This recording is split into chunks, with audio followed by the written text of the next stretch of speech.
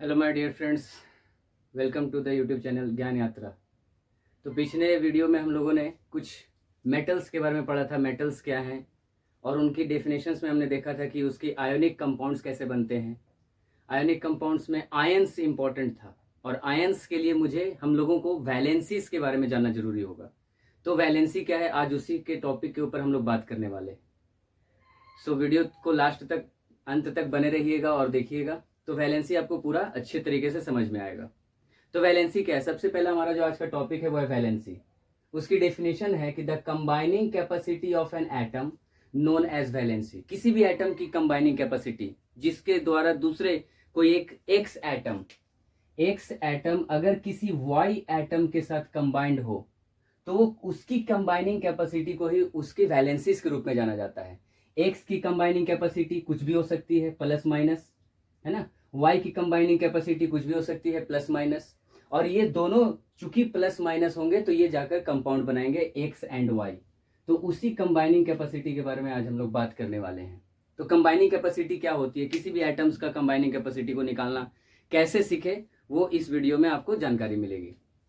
तो किसी भी कंबाइनिंग कैपेसिटी, किसी भी एटम की कंबाइनिंग कैपेसिटी को वैलेंसी बोली जाती है। अब इस कंबाइनिंग कैपेसिटी मींस वैलेंसी को जानने के लिए आपको दो पॉइंट समझना बहुत जरूरी है। सबसे पहला वैलेंस सेल और दूसरा वैलेंस इलेक्ट्रॉन। यहाँ डेफिनेशंस लिखा गया है।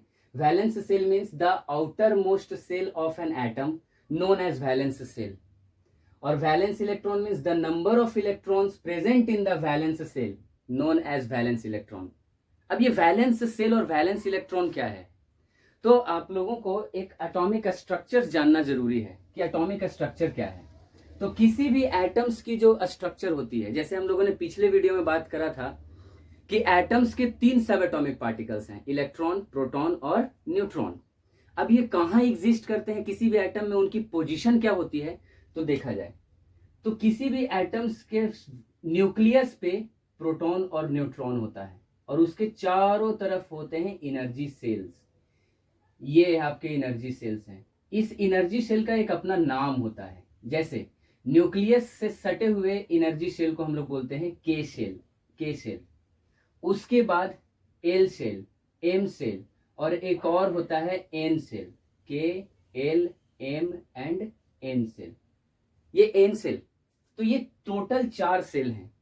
तो एक साइंटिस्ट थे नील बॉहर, उन्होंने इसी के एल एम एन के बारे में समझाया था और एक फॉर्मूला डेराइव किया गया था उनके द्वारा 2n², जिसके तहत ये समझ में आता है कि कौन से सेल में कितने इलेक्ट्रॉन्स जाएंगे। प्रोटॉन और न्यूट्रॉन, एक एटम्स के 2 सब एटॉमिक पार्टिकल्स प्रोटॉन और न्यूट्रॉन उसके न्यूक्लियस में प्रेजेंट होता है और उनके जो इलेक्ट्रॉन्स हैं वो उसी एनर्जी सेल्स में रिवॉल्व करते रहते हैं, चारों तरफ रिवॉल्व करते रहते हैं। लेकिन यहां क्वेश्चन अराइज होते हैं कि सर कौन से एनर्जी सेल में कितना इलेक्ट्रॉन्स जाएगा।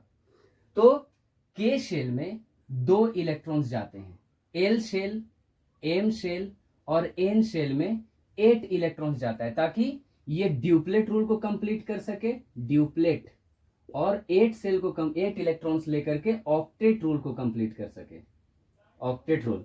तो ड्यूप्लेट रूल और ऑक्टेट रूल को कंप्लीट करते ही कोई भी एटम अपने आप को वैलेंस ये स्टेबल कर जाता है, और स्टेबल जो नहीं कर पाता बस वहीं पे लॉस और गेन होता है, और कितने लॉस और कितने गेन उसी के ऊपर हमारी वैलेंसी डिपेंड करती है। तो चलिए हम लोग आगे बढ़ते हैं और देखते हैं कि वैलेंसी कैसे देखा जाए और ट्रिक वाइज कैसे समझा जाए। तो ये हमारा एम शेल है, ये हमारा एन शेल है। तो फ्रेंड्स किसी भी एटम्स के लास्ट सेल में अगर 1, 2, 3 और 4 इलेक्ट्रॉन्स प्रेजेंट हों तो उसकी वैलेंसी एज इट इज हो जाएगी 1, 2, 3, 4।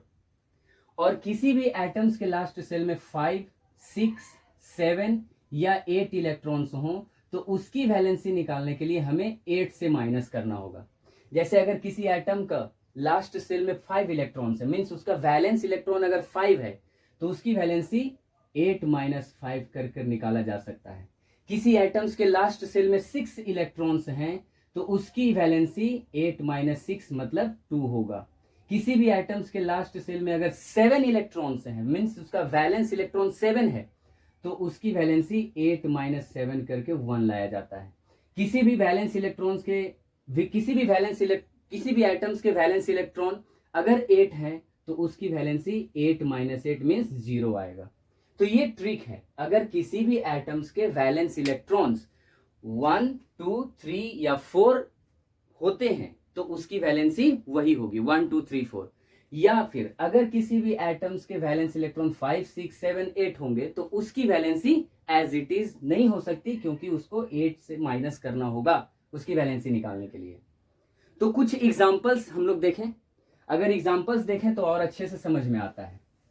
तो चलिए शुरुआत करते हैं हम लोग।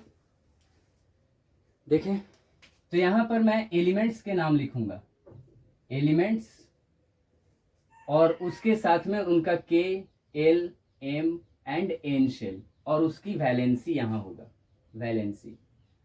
तो देखा जाए एलिमेंट्स में मेरा पहला आता है हाइड्रोजन, जिसकी एटॉमिक नंबर होती है H। अब चूंकि इसके पास 1 एटम है तो इसका 1 सेल पहले सेल में ही चला जाएगा। अब लास्ट में देखिएगा उसके वैलेंस सेल, फर्स्ट सेल ही उसका वैलेंस सेल होता है। इसको थोड़ा और पास में लिख दिया जाए तो K, L, M, N and इसकी वैलेंसी। तो इसमें देखिएगा तो फर्स्ट सेल में ही इसके 1 इलेक्ट्रॉन्स हैं, दैट मीन्स इसकी लास्ट इलेक्ट्रॉन्स, वैलेंस इलेक्ट्रॉन्स कितना है हाइड्रोजन का 1, तो इसकी वैलेंसी क्या होगा 1। याद करिए अभी पीछे मैंने बताया था 1, 2, 3, 4 मतलब उसकी वैलेंसी वही होगी। दूसरे में अगर हीलियम की बात करी जाए तो हीलियम मीन्स 2, इसके वैलेंस इलेक्ट्रॉन्स देखा जाए तो 2 होता है। फ्रेंड्स हीलियम एक ऐसा एटम है जो अपने ही फर्स्ट सेल में ही स्टेबिलिटी को प्रूव करता है, इसीलिए ड्यूप्लेट रूल, इसने हीलियम ने पहले सेल में ही ड्यूप्लेट रूल कंप्लीट कर दिया। अब चूंकि इसके ड्यूप्लेट रूल कंप्लीट है दैट मीन्स ये अपने वैलेंस सेल में अस्टेबल है, तो इसीलिए इसकी वैलेंसी 0 हो जाएगी। लिथियम की बात करें तो लिथियम में atomic number 3, 2 and 1, last shell में 1 है तो इसकी वैलेंसी 1। फिर लिथियम के बाद बेरिलियम 4 मीन्स 2, 2, तो इसके लास्ट सेल में 2 इलेक्ट्रॉन्स हैं, इसीलिए इसकी वैलेंसी 2 हो जाएगी। बेरिलियम के बाद आता है बोरॉन 5, 2, 3, इसके लास्ट सेल में 3 इलेक्ट्रॉन्स हैं तो इसकी वैलेंसी 3 हो जाएगी। कार्बन 6 दैट मीन्स 2 एंड 4, इसके लास्ट सेल में 4 इलेक्ट्रॉन्स हैं तो इसकी वैलेंसी 4। कार्बन के बाद में आपका आता है नाइट्रोजन, 7 इलेक्ट्रॉन्स हैं इसके पास, टोटल 7 इलेक्ट्रॉन्स हैं, तो 7 मीन्स 2 एंड 5। अब देखिए इसके लास्ट सेल में 5 इलेक्ट्रॉन्स हैं, मतलब क्या हुआ कि 4 से ज्यादा, तो 4 से ज्यादा मीन्स इसकी वैलेंसी कैसे आएगी 8 - 5 = 3। नाइट्रोजन के बाद ऑक्सीजन एटॉमिक नंबर 8 मीन्स इसकी वैलेंसी 8 होगा, एटॉमिक नंबर जितना उतना ही इलेक्ट्रॉन नंबर, तो इसकी इलेक्ट्रॉनिक कन्फिग्रेशन करी जाए तो 2 एंड 6, इसका अगर मैं निकालूं तो 8 - 6 = 2। अगर आप नाइट्रोजन के बाद देखिएगा, ऑक्सीजन के बाद देखिए तो fluorine atomic number 9 means 2 and 7, तो 7 है मीन्स इसका 8 - 7 अगर करा जाए तो इसकी वैलेंसी हो जाएगी 1। फ्लोरीन के बाद आपका 10वें नंबर पे आता है नियोन मीन्स 2 एंड 8, इसके लास्ट सेल में देखा जाए तो 8 इलेक्ट्रॉन्स है, इसकी वैलेंसी अगर निकालेंगे तो 8 - 8 मीन्स 0। तो इस तरीके से हमने 1 से लेकर 10 एटम्स तक की वैलेंसी को निकाला।